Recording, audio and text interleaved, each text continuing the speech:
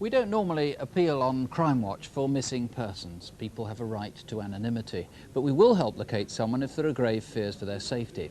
And that's precisely what there are, grave fears for the man who features in the film that follows. Police in Tyneside fear that he's been murdered. Michael Straughan was known as big and soft, a Geordie with a tender heart. But on the night he disappeared, he was so preoccupied he walked right past several friends. He obviously didn't see us. He must have been looking for somebody because he just went in the loo and he came straight back out. He was only in for a second. All right. How are you doing?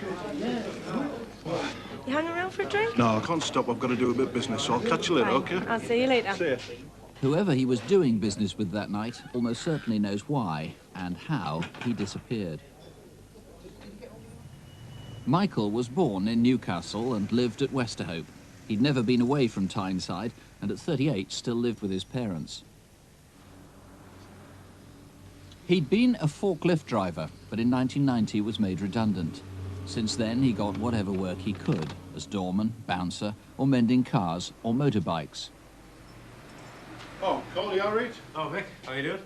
Oh, not too bad. Vic liked bikes. He would often hang around with the other bikers on Westcott Road because a lot of the time he was out at work.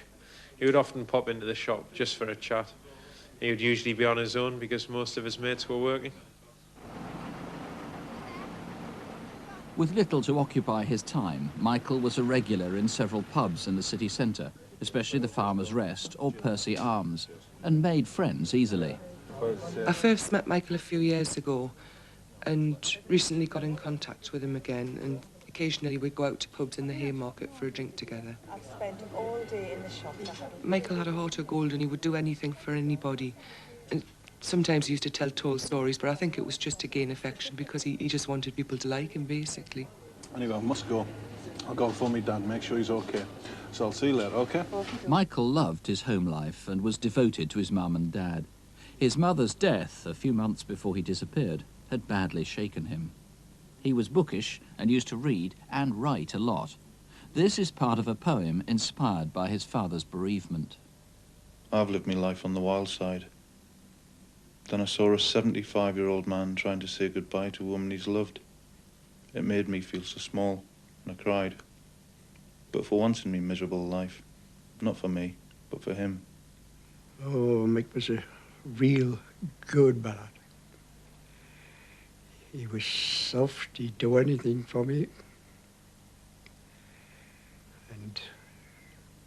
But he was also gullible and, you know, to anyone. He'd do anything for anybody.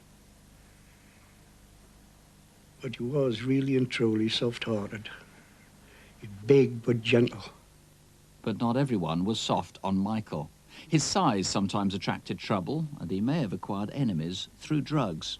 He smoked cannabis and dealt in it a bit to fund his habit. There are rumours that one Friday last June, the week before he disappeared, someone took a swing at him.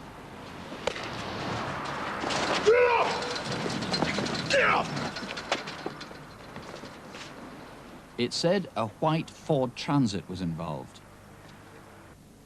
Next week, the last before he vanished, Michael was cheerful as always, ambling round Newcastle, dropping in on friends, and, so he said, on the verge of a big deal. Oh, mate, how are you doing? Yeah, hello there, Mick. You all right? Full of busy? Aye. He was his normal, sort of happy-go-lucky self that day. He said to me that he was going out to buy himself a Mercedes car and that he was putting some deal together which was going to make him a load of money. He'd also mentioned to me that he was meeting his friend Don the following day. Anyway, I've got to go downtown. Right. But I might see you down there later, OK? Aye, OK. OK, catch you later. Right, we mind how you go, Mick. OK. Yep. Ta-da. Ta-ra now. I didn't really believe him. I just sort of assumed it's another of these pie-in-the-sky stories. I've known Mick for quite a while. He's never really had a large amount of money to play with. And I remember thinking to myself that, you know, I'll believe it when I see it. How you doing, big Oh, fella? man, you all right? Aye, champion. Oh, in. You must have smelt the kettle. But Michael did have money that week and was seeking more. I'll tell you what it is. Got a bit of business lined up. Oh, Glad you Mickey, turned up. your business. Again. Look, man, it's good. Gonna make a lot of money. Mickey, give over.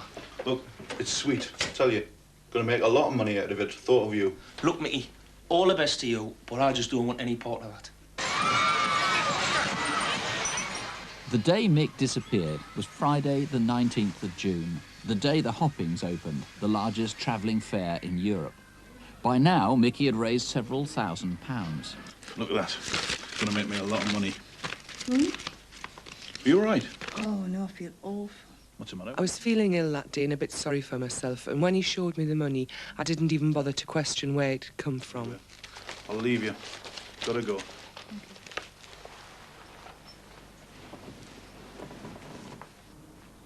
You take care now. I'm off downtown to meet Don. I'll probably catch you later. You take care with all that money on your mind, Mick. Ta-ra.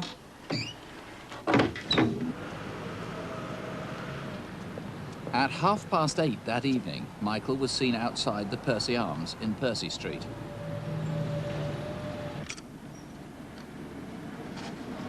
This is Peter Owens, the last person known to have seen Michael before he vanished. I'd arranged to meet some people for a drink that night.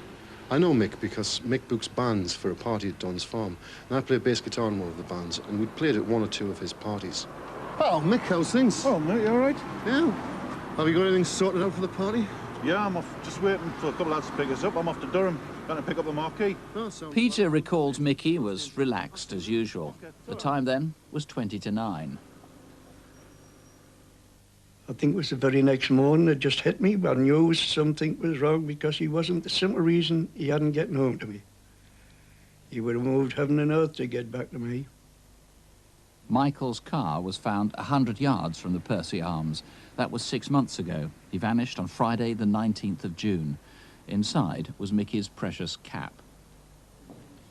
It's almost certain somebody watching this programme tonight knows what happened to Mickey. Please call in.